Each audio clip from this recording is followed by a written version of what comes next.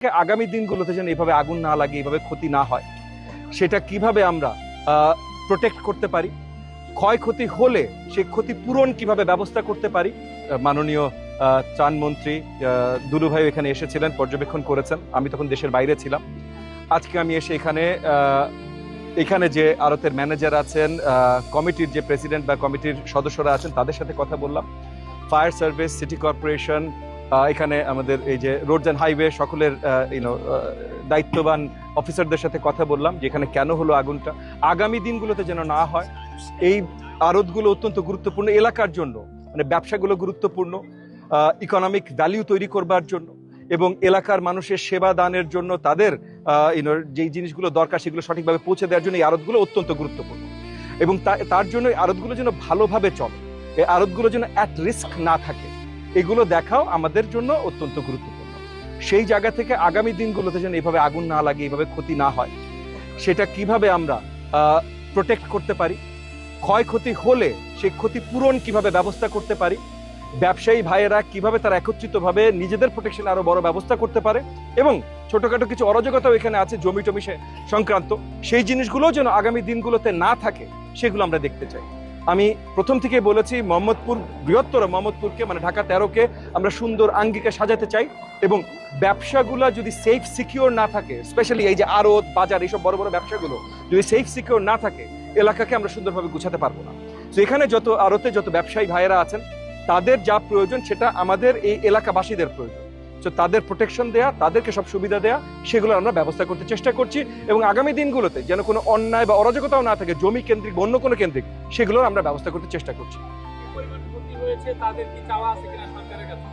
সরকারের যেটা চাওয়া আছে তারা ইতিমধ্যে লিস্ট করে দিয়েছেন, কারণ অনেকগুলো দোকানের অনেক কিছু পুড়ে গেছে, সেগুলো দিয়েছেন।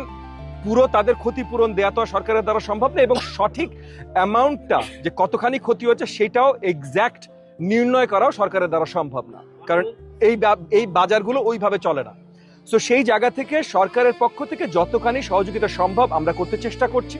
ত্রাণ মন্ত্রণালয় থেকে মন্ত্রী মহোদয় খুদ এসে প্রমিস করে গেছেন, আমার সাথেও কথা বলেছেন।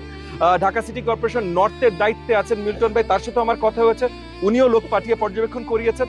সো সরকারের পক্ষ থেকে সকল সহযোগিতা আসছে, কিন্তু মোর ইম্পর্টেন্ট এই সহযোগিতাগুলো ক্ষণস্থায়ী, সাময়িক, লং টার্ম যেন এই আড়ত এবং এই প্রত্যেকটা ব্যবসা ভালোভাবে চলতে পারে, এলাকাবাসীও যেন সঠিকভাবে সার্ভিস পায়, ব্যবসায়ীরাও যেন সঠিকভাবে ব্যবসা করতে পারে, লাভজনক ব্যবসা করতে পারে, সেই ব্যবস্থাগুলো আমরা তৈরি করতে চাই। বিভিন্ন জায়গায় দেখছি যে অগ্নিকাণ্ড ঘটনা ঘটছে, আমরা দেখেছি মার্কেট এবং গার্মেন্টস শিল্প এগুলিতে। এখন আপনার নির্ধারিত যে এলাকায় আপনি ঢাকা 13 আসেন, জি, সেখানে কি কোনো অ্যাওয়ারনেসের ব্যবস্থা করছেন কিনা? আমরা বেশ কতগুলো পদক্ষেপ নিচ্ছি। আমাদের এখানকার যে ফায়ার সার্ভিস এবং সিভিল ডিফেন্সের ভাইয়েরা আছেন, ওনাদের সাথে আমরা ইতিমধ্যে কয়েকবার বসেছি, এবং যে ব্যবস্থাগুলো করছি হলো আমরা এখানে আমাদের ফায়ার সার্ভিসের ইউনিট বাড়ানোর ব্যবস্থা করছি।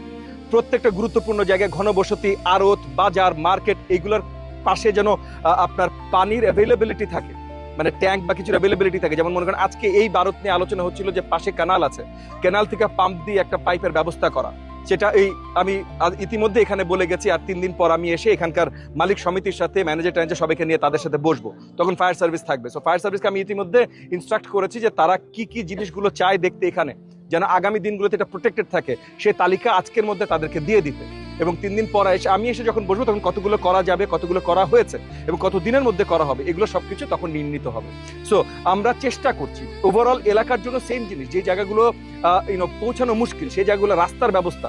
সো আজকে রোড অ্যান্ড হাইওয়ে অফিসার এখানে আছেন, সেই জায়গাগুলোতে পানির আপনার ট্যাঙ্ক মানে পানির সোর্স কিভাবে ব্যবস্থা করা যায় সেগুলোর ব্যবস্থা, এই সবকিছু ফুল চার্ট আউট করার দায়িত্ব ইতিমধ্যে আমাদের এলাকার ফায়ার সার্ভিসের যারা দায়িত্বে আছেন এবং সিভিল ডিফেন্সের যারা দায়িত্বে আছেন তাদেরকে আমি দিয়েছি। ইনশাআল্লাহ তারা পরিপূর্ণভাবে এই দায়িত্বগুলো পালন করছেন।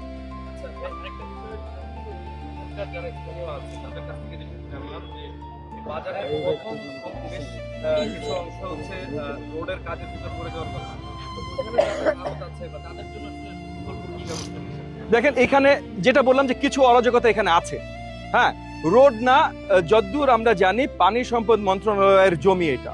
সো পানি সম্পদ মন্ত্রণালয়ের সাথে আমরা যোগাযোগের অলরেডি ইনস্ট্রাকশন দেওয়া হয়েছে, সিটি কর্পোরেশনকে দেওয়া হয়েছে, আমার অফিস থেকে আমার লোকজন যোগাযোগ করবে, পানি সম্পদ মন্ত্রণালয়কে নিয়ে এই জায়গার ব্যবস্থাটা আমরা করব। তবে যে অরাজকতাগুলো আছে, যে সরকারি জমিতে দোকান বসে কোনো ব্যক্তি মালিকানা ভাড়া তুলতে পারে না। তো সেগুলোর কি ব্যবস্থা করা যাবে আগামী দিনগুলো, সেগুলোর ব্যবস্থা আমরা করবো, সিটি কর্পোরেশন নিয়েই করবো। দেখেন, অপরিকল্পিত শব্দটার ডেফিনিশন একটু মুশকিল, কারণ এই কাঁচা বাজারটা অবভিয়াসলি আপনি যদি ভালোভাবে তাকিয়ে দেখেন কোনো আর্কিটেকচার স্ট্রাকচার নাই। সো খুব লম্বা পরিকল্পনা করে সুদূর চিন্তা করে এবং ইনভেস্টমেন্ট করে এটা দাঁড়া করা হয়নি।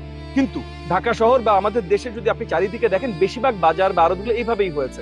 তো এটাই পরিকল্পনার মধ্যেও পড়ে। তো আমাদের জন্য যেটা বেস্ট সেইভাবেই আমাদের সলিউশনগুলো বের করতে হবে।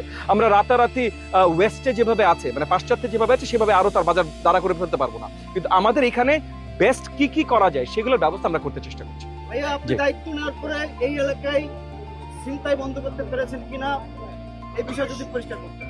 দেখেন, আমি দায়িত্ব নেবার পর সবকিছু এক রাতে বা এক মাসে বদলে যাবে তা না।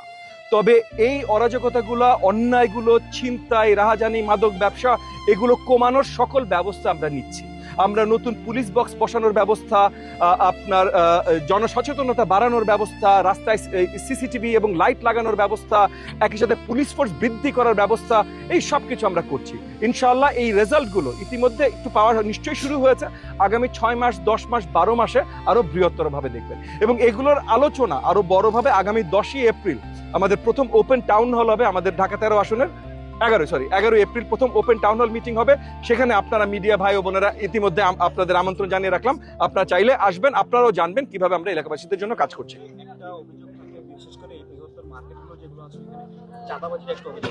আপনার এলাকায় অনেক মার্কেট আছে, অনেক বড় বড় মার্কেট, এরকম অভিযোগ বা যদি পেয়ে থাকেন এইটা নিয়ে কি মার্কেটে চাঁদাবাজির অভিযোগ আমরা পাইনি। মার্কেটের সবচেয়ে বড় অরাজকতা হলো যে মার্কেট যারা দিচ্ছে অনেক জায়গায় তাদের জমির বাইরে যে সরকারি জমিতে তারা ভাড়া উঠাচ্ছে। সো বাট মার্কেটে চাঁদাবাজির ঘটনা আমরা এই পর্যন্ত আমাদের কানে আসেনি। যদি আপনাদের এরকম কোনো রিপোর্ট থাকে আমাদের কাছে তুলে দেবেন। চাঁদাবাজির ঘটনাগুলো আমরা রাস্তার থেকে পাই, সেই জায়গাগুলোতেও পুলিশ বাহিনী নিয়ে সবকিছু নিয়ে আমরা শক্ত ব্যবস্থা নিচ্ছি।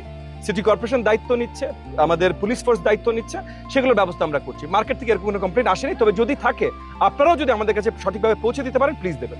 জি, অসংখ্য ধন্যবাদ। সর্বশেষ আজকের পরিদর্শনে আপনাদের কি কি উঠে এলো এবং আপনারা পরবর্তীতে কি কি পদক্ষেপ নিচ্ছেন? যেটা বললাম যে ফায়ার সেফটি, এখানকার ওভারঅল সব ধরনের সেফটি এবং কোনো ধরনের জমি মালিকানা এগুলো রিলেটেড যত অরাজকতা, এই সব কিছু আমরা যেন সলিউশনে আসতে পারি সেগুলোর আলোচনা আমরা আজকে ইতিমধ্যে করেছি। অনেক ইনস্ট্রাকশন দেওয়া হয়েছে এবং কয়েকদিন পরে আমি আবার আসবো যে ইনস্ট্রাকশনটা ফলো কতখানি হচ্ছে সেটা চেক আপ করতে।